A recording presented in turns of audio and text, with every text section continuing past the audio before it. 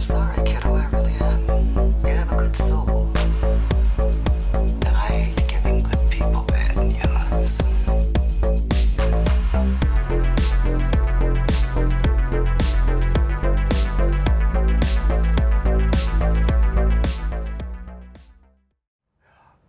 I'm Tony, he's Mike, and today we are doing 1980s Out of the Blue. She forgets how young she is, and she wants to grow up so fast. Why do you make things so difficult for yourself? It's my life, I can do what I want with it. Johnny Rotten left me, Sid Vicious left me. Punk, Elvis. What does punk rock mean to you? What are you here for? Money, fame? What is it, riches? Look out! Out of the blue.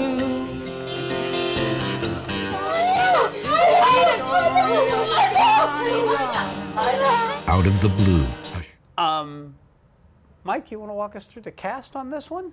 Yeah, we got Dennis Hopper as Don Barnes. We got Linda Manz as CB.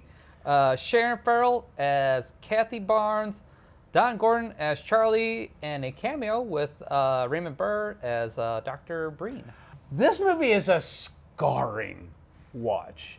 And the funny thing about this one is that they were setting out to do a troubled teen gets therapy movie, and then apparently they weren't happy with what was being produced. So Dennis Hopper took a weekend and recalibrated the script, and then they're like, well, here, you direct it, which I don't know that he'd ever directed anything before this. Yes, he did. Did he? Yeah, he did. Okay. I don't know I can't remember specifically what it was, but it was one of those things where it was a bad experience for everybody involved, and he's basically kind of banished from doing that shit for like 10 years. So this was like a 10-year return to him directing.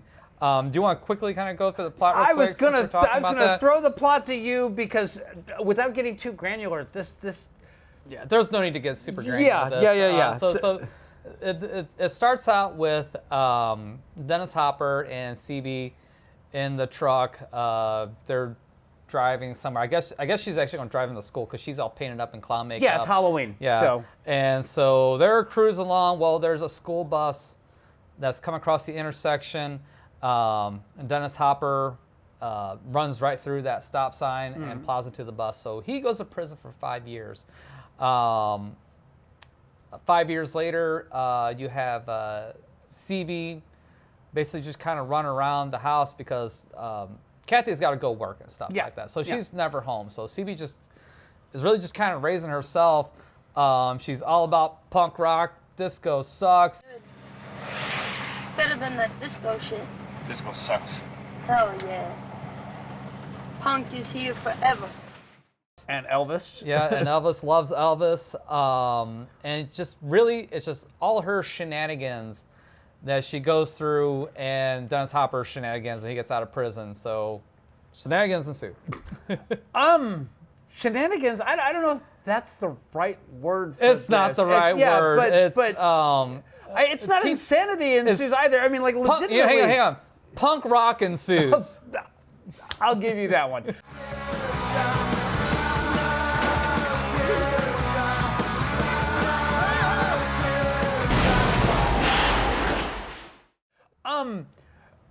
Because that's a big focus with this one, is very punk rock, and I think that's kind of like one of those things that Dennis Hopper really wanted to punctuate with this. Yeah. Is her love of punk rock and Elvis and how CB wants to live that lifestyle, because she's very anti-establishment, anti this, anti. I mean, she's like anti anything and everything short of Elvis and punk rock. Yes, and this is it's a spectacularly in-depth character study in that she's very much a daddy's girl. Yeah. And when you see the accident as it occurs, that accident is brutal. It is so visceral, and it's legitimately... There's bodies hanging out of the wreckage of that bus.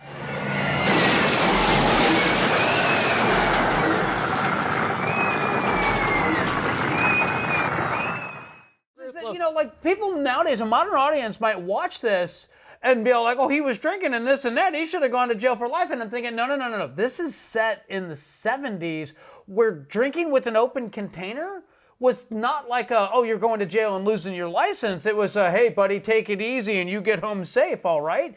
So that's it. Seatbelts weren't a thing. Yeah, it's a manslaughter charge. Yes. And so all that being said, there's the initial circumstance that happens with the accident, and then there's the fallout of it, and you get to see that, like, there's the wife, and she doesn't wear her wedding ring, and she's running around with the guy that she works for. Yeah. And she has reasons for that too, because he's a provider. Yes. Which is something that she needs, because she's definitely not a woman that can support herself or support her daughter. Like, she is not a very good mother. No. By any stretch of the imagination. I was gonna say they actively point out that she didn't finish high school and that she's waitressing because that's as good a job as she's capable of getting. Yeah. And then she's got a thing for bad boys, and she admits that at the beginning. Yes. And it's kind of a prelude to what happens when Don gets out. You know, there are two kinds of guys. There are your wild and sexy dancing men, and there are your providers. Pretty much. And then she also has a substance abuse problem, which is very visually thrown right in your face, but it's not delivered matter-of-factly. I'm not going to say that it's discovered. I'm going to say it's more of, oh yeah, she's back to doing that again, sort of thing. Which again kind of happens when Don gets out, because it's not shown up until that point. And so while it's not the best circumstances they can be in, it was a lot better when Don was in prison than when he gets out. Because as soon as he gets out, it's party. They have a big party. Don didn't learn a fucking thing when he's in prison. No. He immediately goes back to drinking. His good time buddy Charlie comes over, and he's one that introduces, at least to me, introduces what's-her-face to heroin. Yes, that's exactly what it does. Yes, That's when what's-her-name runs away. It was after her mom and the guy she works for broke up. They had a spat over what was going on, and then when he's no longer in the picture, or basically forced out of the picture, that's when she goes back to all of her shitty old habits again. And I also thought it was very smart of them to have that one scene where they both go to the prison and they're both talking to him on the phone through the glass. And he I didn't want you to see me like this. And so he's been completely absent. He says that, he hasn't written anything like that at all. I'm really sorry, that I haven't been in touch with you, I don't really have no excuse, I could say I don't write, which is true. But I didn't really want you to see me anyhow like this, And as hard as their life is, the second he gets out, you're absolutely right. It all goes from bad to catastrophic. He feels like he's owed something because he has to work at a landfill driving a bulldozer, even though he can't have a commercial driver's license anymore because of the accident and the manslaughter that he was involved in. His buddy is making a play for his wife multiple times in front of everybody. And what's even creepier than that is that there's that scene where CB is playing pinball with her two girlfriends, and they're at a bowling alley, and him and his two buddies are basically talking about, oh yeah, well, like mother, like daughter, and basically trying to set up a situation where they can score with these 14, 15-year-old girls. It's kind of creepy and gross. Yeah. That's Sally's daughter. Like mother, like daughter, right? Or like daughter, like mother, right? Yeah, that's the thing. You're not really sure what age she's in. You know she's in high school, but you don't know exactly what grade. They don't say really what her age is. I'm gonna assume she's probably 15, 16, something like that. Maybe 17, but I doubt it. I would say 15, because the other thing that they show, for all the adult antics that she tries to get up to, for all the fact that she's trying to show how grown up she is and how she goes to concerts and talks about punk rock and smokes and she drinks and blah blah blah blah blah. But every time that she lays down to go to sleep, she's got a teddy bear under her arm and she's sucking on her thumb. And an infantile gesture. So it's very obvious that they're suggesting that she has stunted emotional growth. Oh yeah. And it's because of the circumstances that she's in. I wonder how much she was inspired by Kelly Lee from Bad News Bears. 'Cause she comes up exactly like that character. Yes. The only thing she's missing is a Harley. I'm on the Bears. You live around here? I got a Harley Davidson. Does that turn you on, Harley Davidson? Pretty much, and the sunglasses. Yeah. But the actress looks a lot like Kelly Lee's. Chain smokes constantly, and I was thinking, thinking, it's got the worst case of little short man, or was it big short man? Short man complex. Yeah, so. yeah. that I ever seen, because she even tries to pick a fight with the bouncers, like 6 foot something, like 220 pounds. Yeah, and she's acting like she can do karate, you know. And he's like, "Come on, CV, just chill out, dude. Come on, you know." So he's being cool about it. Must have been off balance.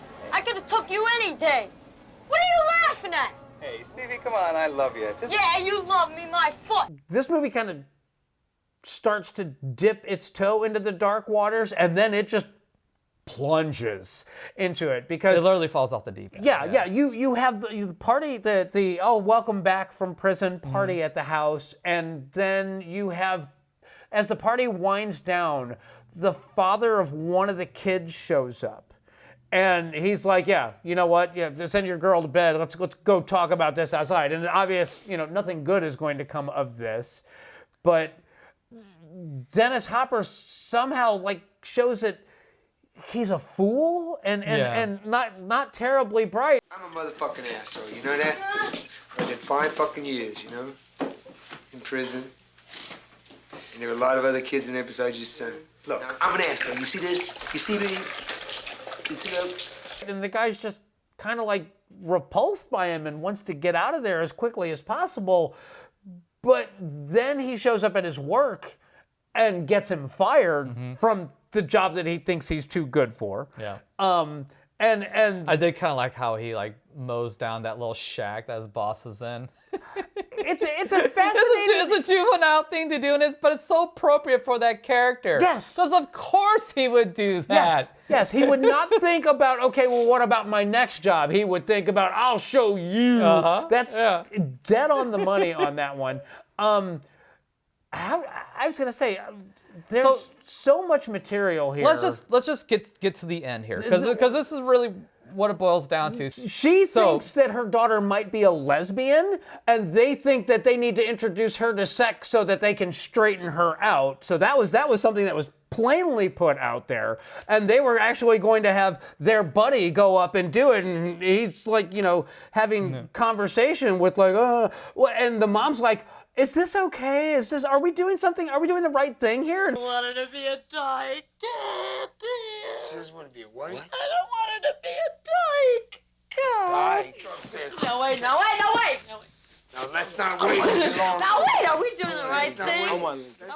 It's like, no! You're offering your 15-year-old daughter to a creepy old man. Fuck no, there's not okay, And then, Dennis Hopper goes upstairs and she's dressed in his biker jacket and biker hat, but she's got her hair moussed or gelled up and then lipstick on. And he freaks out that she's not adhering to you're gonna wear dresses and all that. You're not wearing my clothes anymore, and I'm taking these trucks and getting them out of here. You get out of my clothes, and you dress her like a lady. Fucking trucks gotta go. They gotta go. They gotta go. Drums can stay. Drums can stay. The guitar can stay. The drums can stay and Elvis can stay, but this has got to go and this has got to go.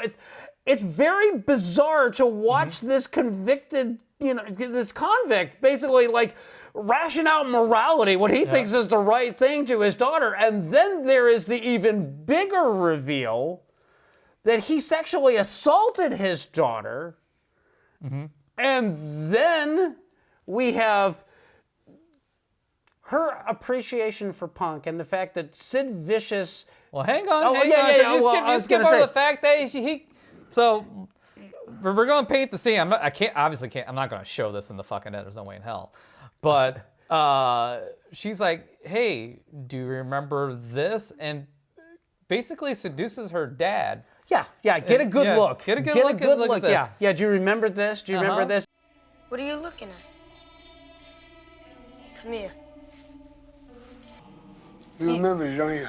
You fucking ain't right, I remember. Do you remember, Daddy? And then she stabs him with a pair of scissors or something like yes, that. no, she stabs him right into the jugular with the scissors because first you see the motion and then you see the spurt of blood and then you see the scissors on the bed. So yeah, it's very obvious that she stabbed him and where she stabbed him. Yeah. It's not done gratuitously, it's not done graphically for the viewer, but you definitely know exactly what happened there. Yeah. And then she goes and she gets her mom who's strung out. And she takes her outside, and there's some dynamite that was, found earlier in the film that Dennis Hopper's character says that, I'm taking it home so that I can sell it because it's worth money, blah, blah, blah. And the truck that was wrecked at the beginning of the film has kind of become a clubhouse for her. It's parked out in the front of the yard, and she goes there and she gets on the CB radio and, she has this big dream that her and her dad are going to fix the truck back up and everything's going to go back to the way that it was. Right. And when she takes her mom out there, she's like, yeah, I want to show you something in the truck.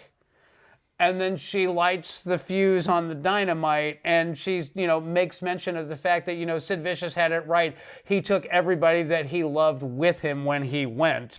And you know why? Dad knows more about punk than you do?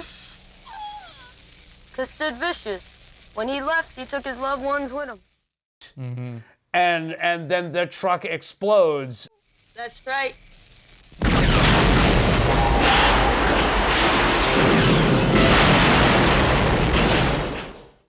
It's a scene that done wrong would have almost been comical, but because of how this is handled and because of how everything is approached and delivered in this, it is a gut punch to watch that scene. The only thing I don't like about them last 10 minutes is that the revelation that he assaulted her kind of comes out of the blue. Pardon the pun. It's not really hinted at. I mean, the only thing really subtle hints you get is when she's in the office with Richard Burton's character. No. The psychologist. Right. Yeah. I thought that was whoever it is. Anyway, Raymond Burr. Raymond Burr. Thank you. I'm sorry. Mason. So she's talking about her relationship with her dad, and then she kind of clams up. And he's like, what's wrong? What is it you're not telling me about what's going on? Actually, they've been meeting. They've had several meetings. And we only see the first one and then the last one. But her big dream has always been, you know what, me and my family, we're going to run away from here and go live this perfect life, blah, blah, blah, blah, blah, blah, blah.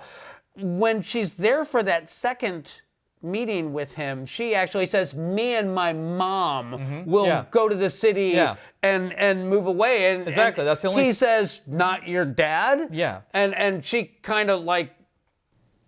What do you want to do with your life? Mom and me will move to the city. I'll go to school there. I don't like this hick school anyway. Your mom and you will move. I thought things were going to be better when your dad got home.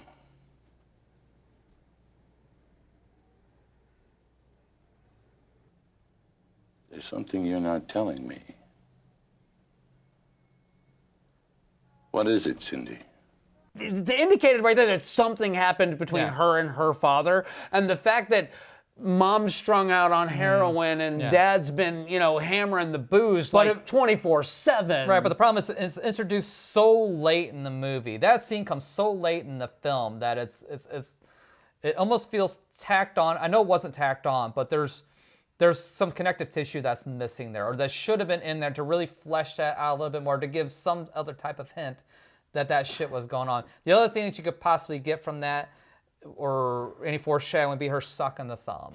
Yeah. Because that's the first thing I thought of when I saw a sucker the thumb. I was like, I wonder if that's going to lead to something a little bit oral later. fixation, something like that. There's a couple of, the thing is, I guess the whole point of the film, and I guess the reason that they did it the way that they did, is that for so many victims of that kind of sexual assault, people always assume that, yeah, their family's fucked up, but how bad could it be? I mean, they're still staying there. They're still doing it. They haven't, like, run away or anything like this. Well, in this particular instance, she did run away. Then she was drugged back and basically told she needed to stay. She decided she wanted to stay in the house, but then Dad gets out of jail. And you see all the, weird shit that he's getting up to and how he's an adult in name only. He's incapable of dealing with anything in a mature way, and he's definitely no provider. So she went from this, her mom in this stable relationship while her dad was in prison, and all the juvenile ideas of how great it's going to be when Daddy comes home, and then the reality of it kicks in, and so I think that revelation was kind of done in the same way that most neighbors would have heard about it. Oh, you didn't hear what happened with him. The other thing is, Dennis Hopper and his buddy, after he gets fired from his job, they go and they get sauced, and they decide that, they're going to show the guy that got him fired what's what, and they kill him. Yeah. And I mean, they beat him to death with a lead pipe, and then he has got a briefcase full of money, and then they realize that, okay, great, we stole it. We can't spend it. Yeah. Everything about this, if you've ever known really dumb adults, like people that like you're amazed actually made it into their 30s, and you see this, it's the pathology of it is so accurate. It's delivered so well, and nobody but Dennis Hopper could have delivered this character the way that he did. It's reminiscent of him as the drug-addled photographer in Apocalypse Now, except for he's not in some exotic location and he's not like some Swami guru. He's just a dirty, creepy old man that has no potential and is going nowhere in life, but thinks that he deserves better. The funny thing is it's almost an accurate representation of the man himself in real life. Yeah. He was a very drug addict guy who abused people in his relationships. So I don't know how much acting was actually going on in this movie, to be honest with you. And here's the other thing too, is, and I know the point of the movie is that these characters are not likable at all. Even CB, while you can sympathize for her, grates on your every last fucking nerve at times. Yes, she is an annoying teenager who does all the shit that makes teenagers annoying, but even though they explain it, it doesn't excuse it. Yeah. You don't scare me. It's a punk rocker should never scare you. This is a must-watch. This is like one of the best movies that I'd never heard of. We ran across the trailer and I was like, add it on the list. It looks interesting. And I'm so glad that we did. I'm not going to tell you I enjoyed this film, but I have so much respect for the craft and the honesty of this. This is like some of the best art house cinema. And I'm going to also say that apparently Natasha Lyonne was directly involved with the restoration of this film. Who's that? Natasha Lyonne is the redheaded actress that But I'm a Cheerleader and Orange is the New Black and... I'll throw her up here. Yeah. But she's a spectacularly good actress that has a troubled background in her own right. So I completely appreciate where, she would admire Dennis Hopper for what he's been able to deliver. But the fact that he directed this and was directly involved with the story and everything else, there's obviously some shit in his past that I don't feel like he created this as much as he had admitted it, No, exactly, and that's kind of what I was trying to allude to earlier, is that it's not so much acting. I think this is very much him on screen, like almost a literal translation, and just the train wreck of or for lack of a better word, of the victims of the people he comes in contact with. Yeah. And the weird thing is like I said, it starts off with CB, and she has this abnormal admiration for her dad. Even their first conversation in the truck before the accident, he's all like, "Do you think I'm sexy?" And she's all like, "Oh, kind of like Elvis." And it's like, that's a creepy thing to ask your daughter. Am I as sexy as Elvis? Don't you ask? Come on now. You could be if you yeah. Yeah. Yeah. So it starts there, and then like I said, it feels organic. It's original. It's deep. It's dark. It's dirty. I love this. I'm gonna be buying this one. I can't not. But I got to know what your thoughts are on this. I don't love it, not by a long shot. I absolutely respect the fuck out of it though, because it's brutally honest. Brutally honest. No, I've never seen anything that I shouldn't. Let me back that up a bit. Foxes comes close to this. Yes. Foxes comes very close to this, but this is just a one step past Foxes. Yeah. And so if you like Foxes, I can safely recommend this movie. If you haven't seen Foxes, don't go there just yet. Yeah. The order of progression is Little Darlings, Foxes, and then this. And there you go. The light to dark spectrum. Yes. Again, if you like Foxes, that's a recommend. If you don't like Foxes, or if you haven't seen Foxes, or if you found Foxes traumatic or too much to watch, avoid this like the plague, because this goes much darker and much deeper than Foxes does. But yeah, I think you nailed it on that one. So, but yeah, I gotta give respect all day long for that. I think only Dennis Hopper at this time could have done this like this because of the state that man is in. I don't think anybody else could have done it quite like this and be kind of authentic.